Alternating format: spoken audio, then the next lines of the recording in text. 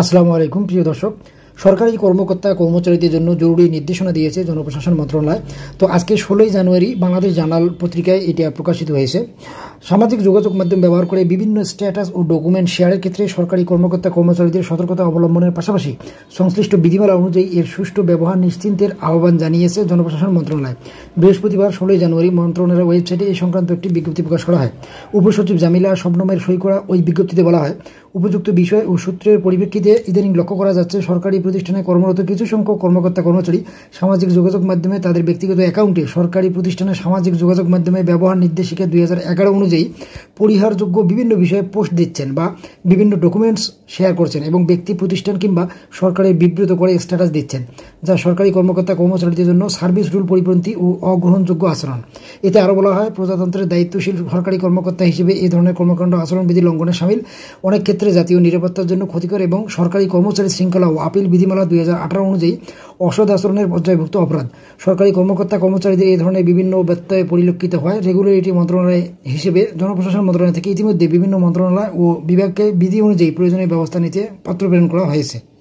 তো দর্শক, সরকারি চাকরিজীবীরা তাদের ফেসবুক নিজ অ্যাকাউন্ট থেকে যেসব স্ট্যাটাস দেওয়া যাবে না বা স্ট্যাটাস দেওয়ার ক্ষেত্রে যেসব বিষয় পরিহার করতে হবে, আমরা সেই বিষয়গুলো দেব। 1 নম্বর দেওয়া আছে, সামাজিক যোগাযোগ মাধ্যমে বিভিন্ন মাধ্যমে সরকার বা রাষ্ট্রের ভাবমূর্তি ক্ষুণ্ণ হয় এমন কোনো পোস্ট, ছবি, অডিও বা video upload, comment, like, share করা থেকে বিরত থাকতে হবে। 2 নম্বরে বলা আছে, জাতীয় ঐক্য ও চেতনার পরিপন্থী কোনো রকম তথ্য উপাত্ত প্রকাশ করা থেকে বিরত থাকতে হবে। 3 নম্বরে বলা আছে, কোনো সম্প্রদায়ের ধর্মীয় অনুভূতিতে আঘাত লাগতে পারে এমন বা ধর্মনিরপেক্ষতার নীতি পরিপন্থী কোনো তথ্য উপাত্ত প্রকাশ করা যাবে না। সাম্প্রদায়িক সম্প্রীতি বিনষ্ট বা আইন শৃঙ্খলার অবনতি ঘটতে পারে এমন কোনো পোস্ট, ছবি, audio, video upload, comment, like, share করা থেকে বিরত থাকতে হবে।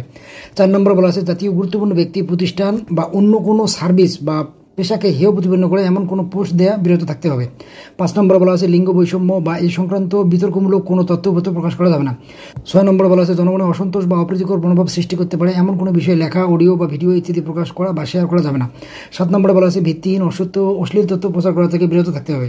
8 নম্বরে বলা আছে, অন্য কোনো রাষ্ট্র বা রাষ্ট্রীয় গুরুত্বপূর্ণ ব্যক্তি সম্পর্কে বিরূপ মন্তব্য সম্পর্কিত কোনো পোস্ট, ছবি, audio, video upload, comment, like, share করা থেকে বিরত থাকতে হবে। এছাড়াও নির্দেশিকায় সামাজিক যোগাযোগ মাধ্যম ব্যবস্থাপনার ক্ষেত্রে কন্টেন্ট ও ফ্রেন্ডস সিলেকশনে সকলকে সতর্কতা অবলম্বন এবং অপ্রয়োজনীয় ট্যাগ, রেফারেন্স বা শেয়ার করা বা পরিহারের কথা উল্লেখ রয়েছে। এক্ষেত্রে সামাজিক যোগাযোগ মাধ্যমের অপব্যবহার বা নিজ অ্যাকাউন্টের ক্ষতিকারক কন্টেন্টের জন্য সংশ্লিষ্ট কর্মকর্তা বা ব্যক্তিগতভাবে দায়ী হবেন এবং এজন্য প্রচলিত আইন ও বিধিবিধান অনুযায়ী ব্যবস্থা নেওয়া হবে বলে উল্লেখ করা হয়েছে।